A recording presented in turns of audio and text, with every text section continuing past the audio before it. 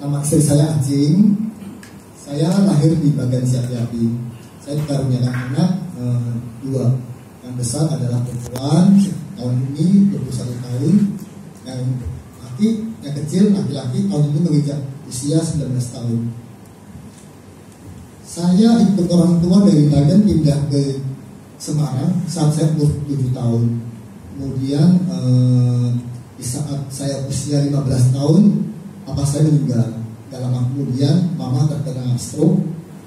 Kemudian saya umur 19 saya pindah ke Jakarta merantau. Saya kerja di Jakarta, kerja apa aja.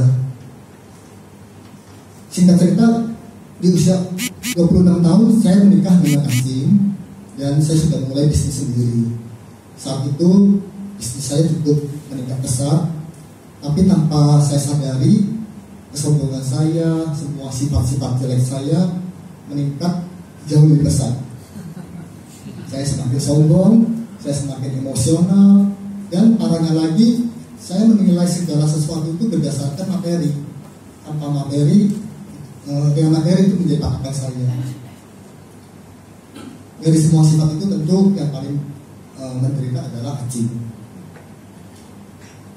Dalam usia pernikahan kurang lebih 8 tahun, hubungan kami sudah semakin memburuk. Acing mulai ingin mencari gereja. Dia ingin mencari gereja untuk mencari kedamaian. Saya pernah komplain, dan Acing ingin menghindari konflik. Dia mencari ibadah yang paling subuh sekali, supaya selesai ibadah pulang ke rumah saya masih tidur atau saya baru bangun tidur. Kurang lebih sekitar 10 tahun 12 tahun Acing terus berdoa dan bahkan berpuasa. Itu saya nggak tahu, berdoa pada Tuhan supaya hubungan keluarga ini bisa dipulihkan.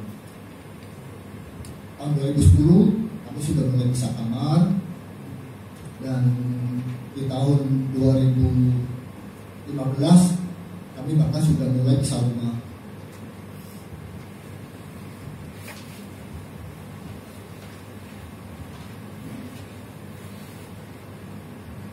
Tuhan baik. Tahun 2016 saya sudah mengalami kesulitan bisnis, di mana sampai bisnis saya sudah harus saya tutup semuanya, dan saya tak punya bisnis lagi. Saya dalam kondisi rumah pekerjaan, dan saya berpisah rumah. Saya tanpa sengaja periksa kesehatan dan mendapatkan diri saya terkena kanker. Waktu itu saya masih beritahu sama Acing, saya terkena kanker. Waktu belum dibiopsi saya masih bilang tumor. Saya terkena tumor, kemungkinan kanker. Waktu itu Acing dengan tulus menawarkan diri untuk menemani saya berobat. Saya tolak karena saya gengsi. Saya pikir sudah bisa rumah dan hubungan sudah jelek sekian tahun. Enggaklah, saya gengsi untuk ditemani. Setelah saya putuskan berobat di Singapura dan positif untuk kanker nasofaring stadium 3, dan saya menjalani proses kemo dan radiasi di minggu pertama. Kemudian biasa berobatnya biasanya sampai Jumat buru-buru pulang ke Jakarta lagi supaya saya bisa berangkat. Jadi waktu pas pulang ke Jakarta saya mendapati aneh, saya mual-mual dan saya nggak bisa makan. Saya jadi takut kalau saya ke Singapura lagi dalam kondisi begini. Saya nggak berani, dengan malu hati, dengan gengsi yang hancur, saya ikut sama Acing. Acing dengan ikhlasnya, dengan tulusnya, langsung dia dari rumah lama dia langsung bawa tas koper, baju, langsung bawa pindah ke rumah saya.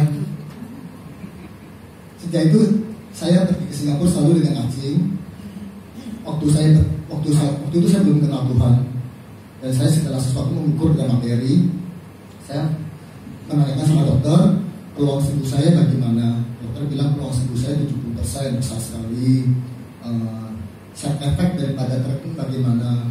Dia bilang side effect daripada treatment, kuping kamu akan sedikit budek, hidung kamu akan mampet, lidah kamu akan kehilangan air liur, terus lidah kamu akan luka-luka, tenggorokan akan luka. Mungkin berselang beberapa bulan menderita, setelah itu akan pelan-pelan pulih kembali. Saya terlalu sombong, saya mengatakan pada diri saya pasti mampu melewatinya. Setelah treatment mulai berjalan sampai di akhir treatment, saya menjalani proses radiasi 33 kali dan kemo rencananya 3 kali. Di akhir treatment, stamina saya sudah sangat drop. Apa yang dikatakan dokter tidak lebih tidak kurang. Betul, kuping saya budak, hidung saya mampet, hanya tersisa lubang kecil, air liur saya hilang total, lidah saya sudah mulai luka-luka, dan tenggorokan saya sudah luka. Untungnya sariawan tidak seberapa, kata dokter. Kadang-kadang ada orang yang sampai sariawannya parah sekali. Di saat itu saya sudah cukup kehilangan percaya diri, dan di saat itu juga saya merasa kenapa dokter gak bisa menyembuhkan saya atau memberi sesuatu yang bisa membuat saya kuat kembali. Uang masuk biaya asuransi saya masih ada, bahkan biaya pribadi juga saya ada. Kenapa gak ada solusi buat saya? Saya mulai berpikir, ternyata saya tidak bisa mengandalkan ini semua. Ada sesuatu kekuatan yang saya nggak tahu, ini sesuatu yang saya nggak ngerti. Dan saya sudah mulai mengira ini pasti ada Tuhan di dunia ini. Waktu kemo terakhir, dokter tidak berani memberikan pada saya, bahkan dokter sudah menganjurkan untuk saya pulang ke Indonesia saja untuk istirahat, karena kalau dipaksakan pasti saya nggak mampu lewatin. Artinya saya bisa meninggal. Dan saya disuruh ke Jakarta, istirahat aja, mau makan apa terserah makan aja. Saya sedikit agak gemet dengarnya. Terus bahkan dikasih surat amplop disegel, kalau di Indonesia terjadi apa-apa surat ini kasih ke dokter tahu bakalan ngapain kamu. Aduh, saya tambah lemes lagi. Dan saya nggak berani pulang ke Indonesia. Saya nggak berani pulang karena saya tahu dengan kondisi yang sudah sangat lemah sekali, saya bisa pulang, mungkin saya nggak bisa balik lagi ke Singapura. Ada satu sore, saya dalam kondisi kesakitan saya, tiba-tiba saya diperlihatkan satu layar seperti bioskop, dan di layar tersebut semuanya adalah saya. Apa yang saya lakukan dahulu, bahkan yang saya sudah lupa pun keluar. Kemudian ada suara panggil-panggil nama saya, dan dia menanyakan, itu kamu semua? Saya dengan jawab, dengan sombong, ya itu saya semua. Dan suara itu mengatakan, kamu yang berbuat itu semua adalah dosa. Saya bilang, ya itu semua dosa. Walaupun saya belum kenal Tuhan, tapi saya tahu yang saya lakukan itu dosa, saya tahu. Kemudian suara itu mengatakan, sekarang yang kamu tersiksa ini hanya hukuman sampelnya aja. Hanya dikasih sampel, nanti sebentar lagi kamu berangkat ke sana akan dikasih hukuman yang aslinya. Brother and sister, satu pertama kali dalam hidup saya merasa sangat ketakutan. Saya langsung mengatakan saya nyerah, saya minta kesempatan. Saya akan berusaha kasih tahu sebanyak orang untuk jangan berbuat dosa. Setelah itu layarnya hilang dan saya sudah hopeless, ya, udah tahu bahwa saya udah gak ketolongan lagi. Semua kesakitan saya, nggak bisa nafas, segala sesuatunya itu sangat menderita. Saya melihat anjing di samping saya yang begitu setia jaga saya tiba-tiba baru sadar, istri saya itu baik sekali ya. Saya marah-marahin, apapun saya salahin, bahkan nyamuk tembak pun dia salah, lalat nempel pun dia yang salah.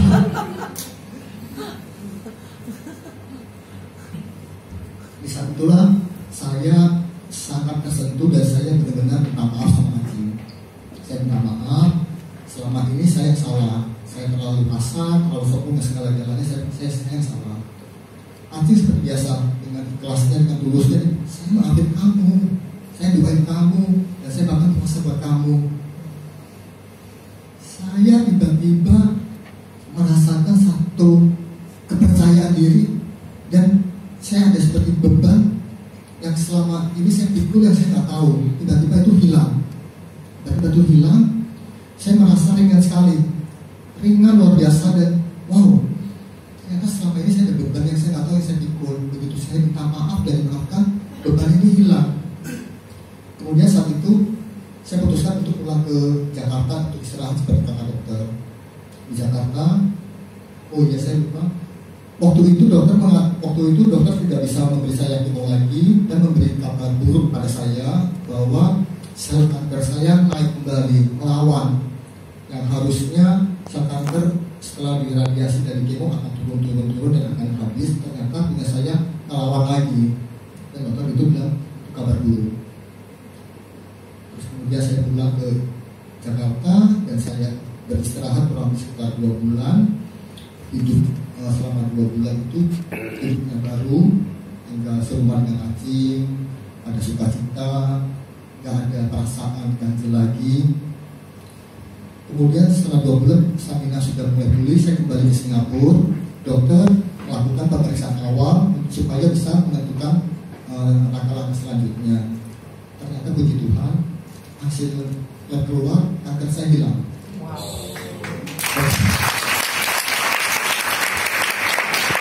Dokter pun bingung kenapa bisa hilang, tapi dokter bilang udahlah kita nggak usah pikirin, yang penting udah hilang.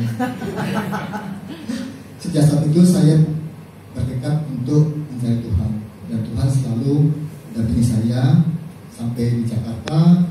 Saya mendapatkan teman-teman di GKPI dan saya dibimbing Alkitab, dan saya tahu hidup saya selanjutnya adalah saya harus menghindari dosa, karena saya sudah tahu bahwa hukuman dari dosa itu sangat berat. Saya bersyukur saya bisa dibimbing dalam Alkitab dan saya bisa banyak belajar dan mempunyai komunitas yang kuat untuk sama-sama melangkah taat pada firman Tuhan. Ada beberapa poin dari sister yang ingin saya sharing. Pertama,